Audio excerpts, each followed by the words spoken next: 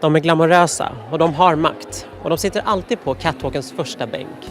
Vad krävs det egentligen att nå hela vägen fram till modevisningarnas front row?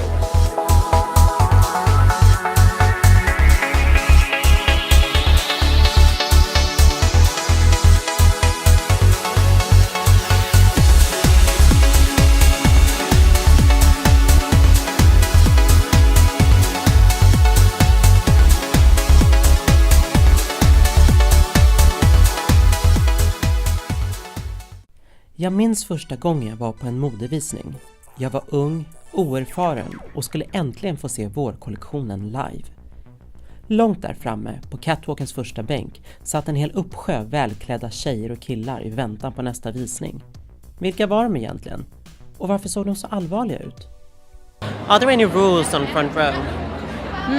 You have to look at the clothes, I think. I think it's rude if you look like you don't care. Anything you can't do except from that, like, could you add people on Facebook? No, you should just pay attention to the show really and then keep your phone away.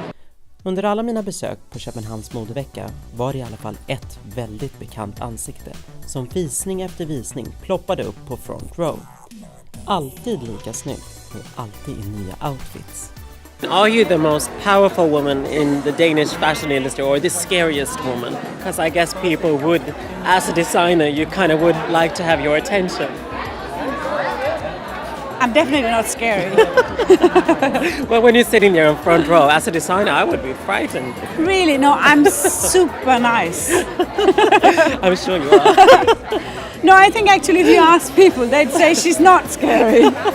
No, I've At seen all. your reaction. She's actually smiling on front row. You are. I am. Yes. I think both the bigger commercial brands have something to offer. I think the smaller, quirky, weird designers that are doing something that nobody would wear has something to offer. Yeah.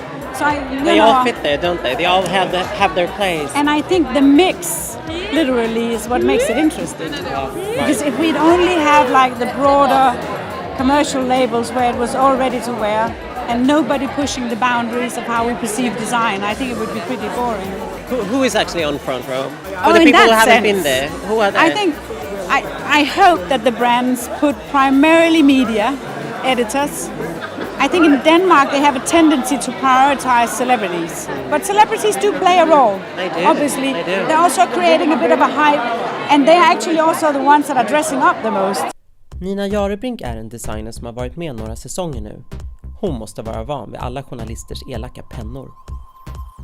Yeah, we talked about it earlier today about people on the front row, having a certain look, the catwalk look very sort serious. of like, if I was a designer, I would be so scared of that. Yeah. Maybe from the beginning, but not now. Not now. No. You're too cool. Because, You're too. yeah, and also everybody can't like everything. No, right. You can never please everybody.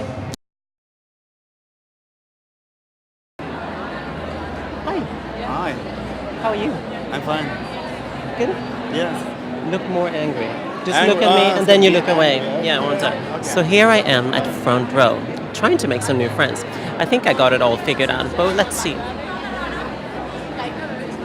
Hello. Hi.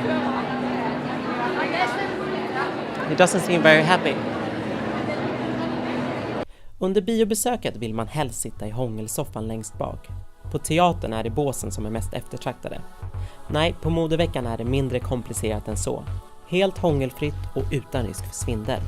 Här sitter man helst längst fram på första bänk. Det finns inga biljetter att köpa till front row.